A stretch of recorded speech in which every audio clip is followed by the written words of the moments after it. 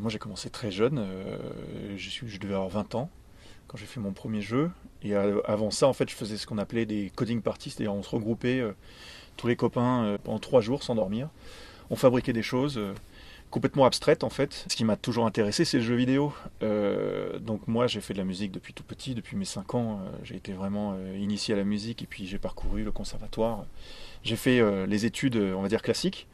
Donc la musique pour moi était un besoin, hein, dans le sens où j'ai rapidement, quand j'étais enfant, je me suis mis à composer. Parce que ma mère avait un synthé, ça me faisait marrer d'appuyer sur 3 boutons, ça avait tout petit, tout petit, et puis donc je composais mes petites choses. C'était pas sur le piano m'intéressait pas, mais le synthé oui. Et, euh, et donc par là même, le jeu vidéo, par contre, c'était ma vraie passion. Et donc, en imaginant le synthétiseur, ordinateur, jeux vidéo, tout ça, musique de jeux vidéo, ça fait vraiment sens. Il y a vraiment plusieurs catégories de compositeurs de musique de film, comme il y a plusieurs catégories de compositeurs de musique de jeux vidéo. Donc moi, je me situe un peu comme ces gens amoureux du cinéma, ces compositeurs amoureux du cinéma, comme amoureux du jeu vidéo. Et je souhaite vraiment à ce que la musique fasse partie, non pas en fait de ce qu'on nous raconte, puisqu'un jeu vidéo n'est pas une histoire, n'est pas une œuvre comme on l'entend, comme le cinéma puisse l'être. C'est bien plus une expérience vécue par des joueurs et des joueuses. Et cette expérience-là, en fait, elle est due en très grande partie à ce qu'on appelle le gameplay. Donc, globalement, qu'est-ce qu'on doit faire? Voilà. Et donc, comment est-ce que la musique peut aider à cette expérience-là? J'entends vraiment le gameplay. Et c'est là que, oui, quand je jouais aux jeux vidéo quand j'étais petit et quand j'ai découvert Mario par exemple, j'ai découvert ce que Koji Kondo, si je ne me trompe pas de l'orthographe de son nom, avait fait pour Mario. Tout le monde le sait, bon, déjà des mélodies qui sont encore aujourd'hui iconiques, mais surtout, il avait fait en sorte que dès lors qu'on prenait l'option, par exemple, l'étoile, la musique changeait pour signifier aux joueurs qu'on était invincible. Puis, lorsque le compteur s'approchait de zéro, la musique s'accélérait.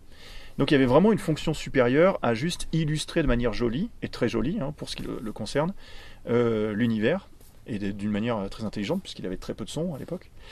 Et c'est vraiment ça qui, je crois, est, je dirais, la souche de toute ma démarche, qui est d'un côté avoir quelque chose de très identitaire, très fort artistiquement, et de l'autre côté servir de manière la plus absolue le propos, qui est donc le gameplay. Bien sûr qu'on a le creative director qui ressemblerait donc au réalisateur, mais qui va lui tenir la vision. Il ne va pas dire exactement dans le détail des choses. On peut mettre un peu de temps à s'accorder entre le compositeur et le creative director. Ça s'étale sur beaucoup plus longtemps que le cinéma. Là, pour Replectel, ça a été 1 an et demi. Donc sur l'an et demi passé, même si on a eu 3 mois d'incompréhension, on a encore 1 an et 2 mois et 3 mois pour discuter. C'est vraiment un esprit d'équipe dans le jeu vidéo. C'est beaucoup plus collaboratif et beaucoup plus d'équipe parce qu'il n'y a pas d'un coup un chef, un directeur qui va prendre comme ça de temps en temps des gens. Non, on est tous ensemble tout le temps et on fabrique l'objet ensemble pour arriver à quelque chose, et c'est ça qui est magnifique aussi, à quelque chose dont on ignore totalement la finalité. Le premier contact reste toujours les gens, ceux qui font le jeu.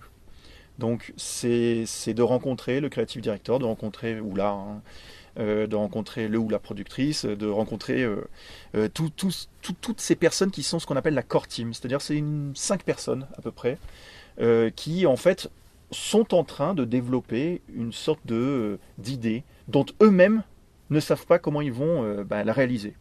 Et de cette rencontre-là, on va commencer à sentir en fait les sensibilités. C'est là que je vais me dire, ah, je vais pouvoir travailler avec ces personnes ou pas, quel que soit le jeu. On peut avoir des choses qui sont narratives, mais on peut avoir des choses qui sont donc immersives, des choses qui sont informatives, des choses qui sont plus de l'ordre de l'émotion, on va dire, des choses qui sont plus de l'ordre du reward, c'est-à-dire de l'appréciation de la récompense, etc. Et toutes ces fonctions-là qui aujourd'hui sont n nombre, peuvent progresser, changer, parce que le jeu vidéo aujourd'hui n'a pas trouvé, et j'espère ne trouvera pas encore son langage d'ici des années, puisque voilà, on se cherche tous. On ne sait pas comment faire un jeu vidéo. Voilà, la technologie avance tout le temps, on ne sait pas. Et donc la musique de jeu vidéo elle-même ne sait pas. La plupart des jeux vidéo sont beaucoup plus illustratifs dans leur musique. Ça n'en fait pas des mauvaises musiques. Ça fait juste que pour moi en tant que joueur, et là je le dis vraiment en tant que joueur, j'aimerais des expériences un peu différentes que juste de la jolie musique. C'est très important de de se mettre à la place de ceux qui jouent. Pourquoi ? Parce que si vous regardez sur YouTube un jeu vidéo, ou que vous êtes à côté d'un ami qui est en train de jouer à un jeu vidéo, vous n'allez pas du tout avoir le même ressenti que celui ou celle qui est en train de jouer. Parce que vous allez regarder les montagnes, vous allez regarder les graphismes, les beaux effets quand on se bat, ou quoi que ce soit, la stratégie, si c'est un jeu de stratégie, à quel point, voilà, les forêts, blablabla. Je ne sais pas ce qui peut vous traverser l'esprit lorsque celui ou celle qui joue va être là, peut-être en train de se dire, oh là là, je veux absolument récupérer ce coffre, ou je veux absolument envahir ce... Donc l'état d'esprit est totalement différent. Et donc la musique doit-elle servir ce que vous voyez ou ce que vous vivez ? Ma bête noire, c'est la répétition. J'ai vraiment, en tant que joueur justement, et on a toujours envie de fraîcheur, je pense qu'il faut faire très attention justement au rôle qu'on veut donner à la musique et à la fonction qu'on veut lui donner. Parce que oui, si jamais on se cantonne à l'illustration et qu'on se dit bon bah voilà, c'est un joli décor et puis on fait une très belle musique, hein, qu'importe qu'elle soit bonne ou pas, eh bien on en oublie peut-être que le joueur, oui, peut y rester pendant des heures et des heures et des heures à regarder. Et que peut-être cette musique qui va finir par louper, puisque forcément ça va louper, va finir par agacer. Puisque quoi qu'il se passe, vous mettez même la meilleure musique, celle que vous préférez, vous la mettez en boucle 40 fois, je pense qu'au bout d'un moment, il y a saturation. Donc ces problématiques-là, elles sont les nôtres. Elles sont très compliquées à résoudre pour des jeux comme A Plague Tale, parce que c'est un jeu qui est, on va dire, assez proche des codes du cinéma, c'est-à-dire raconter, c'est tout dans le rythme. Donc, et c'est un rythme très cinématographique, même si le jeu après s'émancipe et donne beaucoup de liberté aux joueurs, mais dans son démarrage, c'est très proche du cinéma. Et donc, comme le jeu fait 12 heures, même si le début fait 3 heures, ça fait déjà, imaginez, 3 heures de musique, on peut pas. On peut pas faire 3 heures de musique originale. Donc comment se débrouiller pour que ce soit acceptable, mais surtout pour que ce soit utile au jeu, parce que le but c'est pas que ça fonctionne, le but c'est que ça apporte quelque chose. La répétition, c'est un vrai problème du jeu vidéo, oui. Il faut jamais hésiter à couper la musique. Hein. Je pense que c'est quelque chose qui va justement donner de la valeur à la musique lorsqu'elle va revenir. Et c'est assez dommageable, je pense, d'avoir de la musique tout le temps, comme de n'en avoir jamais. Enfin, ça dépend du propos, bien sûr. Mais bon, si vous mettez de la musique tout le temps, ça va finir par donner à l'aventure, aux joueurs, une sensation de normalisation qui fait qu'on en oublie qu'il y a de la musique. Sur des systèmes établis musicaux, parce qu'on fait nous aussi des systèmes de musique adaptatifs selon les situations, on va pouvoir habiller ce système différemment, selon les séquences, selon les choses, et parfois de manière totalement aléatoire, qui va créer justement cette cassure, qui va casser la normalisation du ah bah oui, je savais. Moi, ce que j'aime beaucoup faire en tout cas, c'est donner aux joueurs une habitude, et d'un coup, casser cette habitude. On prend beaucoup de plaisir à dénormaliser les expériences de jeu.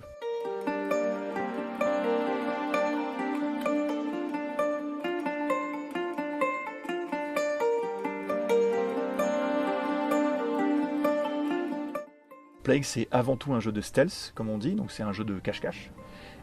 Donc, qu'est-ce qui est important pour le joueur ? Donc, avant même de parler de musique, hein, c'est qu'est-ce qui est important pour le joueur ? C'est de savoir qu'il y a donc un ennemi à distance, plus ou moins près, très important. Il nous a vus, il sait où on est, il vient là où on est, il nous a vus et nous poursuit. Donc ça, c'est que des éléments, donc des mécaniques de jeu dont moi, et c'est assez classique, hein, on ne réinvente pas la roue. Je dois donc faire en fonction, mais la manière dont j'ai fait les choses, c'est là où c'est un peu différent, je pense, que ce qu'on aurait pu faire auparavant, par exemple sur les Splinter Cell qui utilisaient ce genre de... C'était un jeu de stealth aussi, ou Metal Gear Solid, pour ceux qui connaissent. Et donc, quand on est vu, la musique s'excite, et puis quand on n'est plus vu, la musique se ralentit et tout ça. Bon, on est un peu plus, je dirais, sophistiqué dans la manière de faire, pour apporter aux joueurs un élément supplémentaire. Par exemple, voilà, cette fameuse distance, c'est quelque chose qu'auparavant, on ne travaillait pas. Aujourd'hui, on peut dire aux joueurs, par exemple, on peut accélérer la musique, ralentir la musique selon la distance. On a parfois à raconter l'environnement, ce qui s'y passe, la situation, ce qui s'y passe, le personnage, ce qu'il ressent, et le joueur, ce qu'il doit savoir. Encore une fois, en termes d'information, de feedback. Voilà. Lorsqu'un ennemi vous voit, il fallait signifier au joueur que l'ennemi vous voyait. Donc là, vraie question, comment on fait ça ? Est-ce qu'on met un son, blip, blub, blob, tic, tac, on ne sait pas, O, A, E, des voix, on réfléchit. Et au final, on s'est dit, si on faisait, donc j'avais Eric, le violoncelliste, je lui ai dit, mais vas-y, fais juste un petit, comme il sait si bien le faire, Et donc c'est Eric qui a designé au final le retour joueur, qui est plus de l'ordre du sound design, mais bon, c'est de la musique, sound design. De toute façon, moi je suis pas pour dire c'est plus de la musique que du sound design. Je dirais c'est de la musique dès lors qu'il y a une notion de temps et structure. Harmonique après, bon c'est un peu différent, mais voilà, donc c'est plutôt par la musique qu'on va donner des informations sound design, donc c'est marrant.